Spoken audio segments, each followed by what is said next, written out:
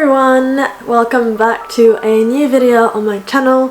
If you're new here, my name is Louie and I make videos about my life here in Tokyo with my two dogs. To be honest, lately I haven't been making a lot of videos with my dogs. Some content will be coming soon. I've been kind of figuring out how to structure my social media. I love creating videos, but organization isn't my strong suit, and I wanted to share with you more parts of my life. And so this video is the first installment, Artful Days, where I want to show you guys kind of my creative process and things that I create on a daily basis.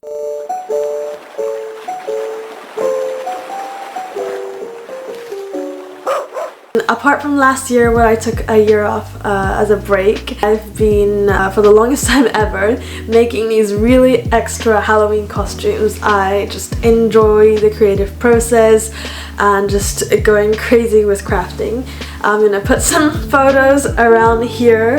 There was one year where I made a fire headpiece out of cardboard and paper clay, and there was another year where I decided to challenge on making Dupont on Dupont costume from Tintin. If you're French or from Belgium, you probably know this comic book series, Tintin. It's very famous, and there's a specific scene that I recreated.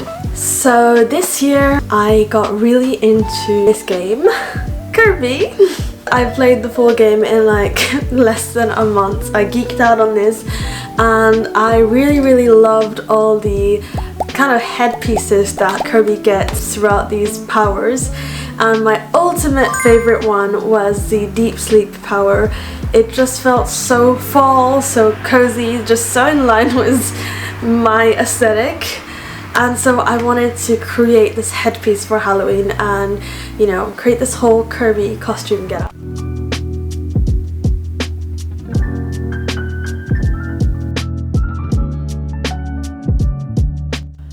Whenever I have sewing related projects, I like to go to Nippori, which is known for their fabric street. One of the most famous stores you'll see there is called Tomato, and they have several different buildings where they have fabrics ranging from bridal to interior. It's a very big area, so you'll definitely have all options. When it comes to costumes, I like to get the 100 yen for a meter fabric, which are the cheapest fabric you'll find there. The quality won't be as good, but it really does the tricks, and you want to keep the cost down for your costumes, so it's perfect. Another store I really like is called Zak Zak, and they also specialize in very cheap fabric. Overall, it's such a fun place to walk around, and I keep spending a lot of time, so I hope you decide to go check it out too. I wanted to give you guys in detail the information on the fabrics I chose. I feel like the fabrics really tell the whole story of the headpiece. If you look at the whole scene, the headpiece becomes a bed and it becomes a duvet and the moon becomes a pillow. So when choosing the fabric, I wanted to go for a very pajama and like bed sheet inspired fabric. So for the bottom clouds, I went with this blue checkered fabric, and this one was actually very thin, as you can see, so I actually doubled it with the fabric that goes above. I chose a light blue with a little bit of purple striped fabric, and this one is a little more sturdier. It has a very much pajama feel to it. And as for the top part, I chose this red kind of more felted fabric. It has this very wintry blanket feeling to it, and because I didn't want to spend too much money on this costume, I ended up adding this linen-y very light yellow fabric over the red fabric that is thick. If I had to choose again, I would definitely go for a thicker fabric because this one was a little bit too thin, so there are a little bit of holes in the fabric. As for the patches, I was looking everywhere for the perfect fabric and I couldn't find anything, so I'm just going to show you the cut up pieces of what's left. I ended up going to the dollar store, 100 yen shop here, and they had these really ugly orange socks with smiley faces on them, and this orange shade was perfect, so I ended up cutting circles and using this fabric, and it was just perfect because socks are super soft and the overall coloration worked well.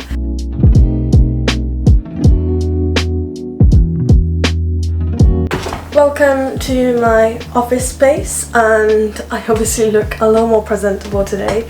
I've been feeling a little bit down health-wise the past few days, so I was kind of spreading out in the living room and making the first part in the living room, just chilling. The first part of the moon has been made.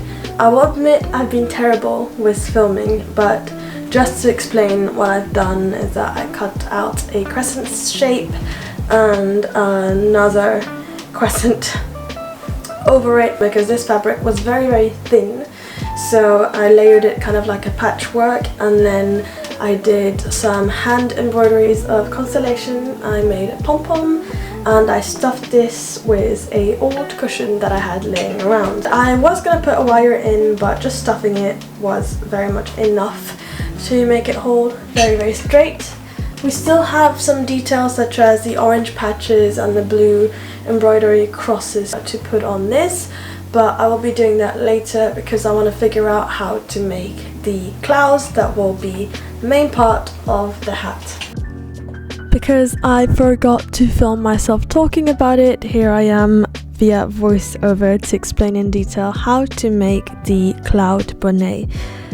You will need first of all to cut out 12 small circles out of the dark blue fabric, as well as 2 big circles. And with the light colored fabric you will cut out 10 small circles, 2 big circles, as well as 2 big half circles out. And you will also need some stars cut out of the yellow fabric. I cut out 2 big stars and 6 small stars to be exact.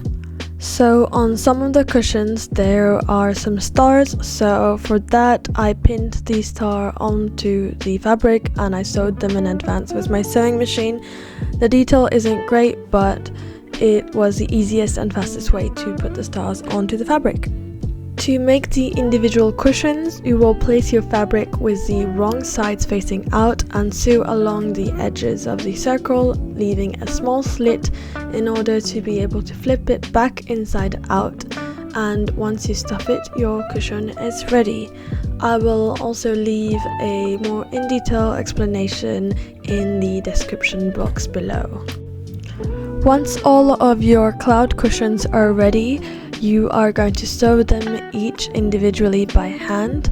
I pinned them all together and sewed them all together with a thicker thread than a regular thread because you're going to be putting it on your head and you want it to be holding up very well. The longest part of this project was really the stuffing and the hand sewing and the embroidery, so get yourself some coffee or tea and some TV show to watch while you get on to doing this project. So for the order in which you will be connecting the circles, the small circles will go all around the big circle, creating a crown.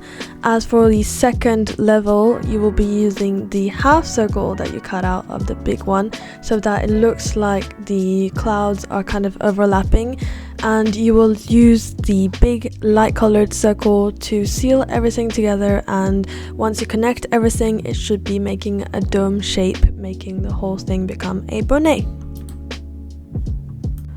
Once that is done, I did the last final touches, which is adding the cross embroidery as well as the circle patches.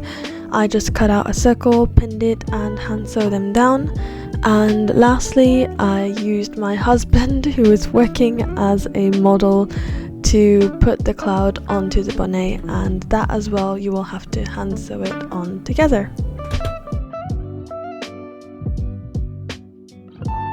And there you have it. This is how I made this very extra Kirby Deep Sleep headpiece. It doesn't even fit in the camera if I don't sit correctly. So now it's time to get dressed in a pink hoodie and sweatpants and go shoot this bad boy in the city. So cue the footage.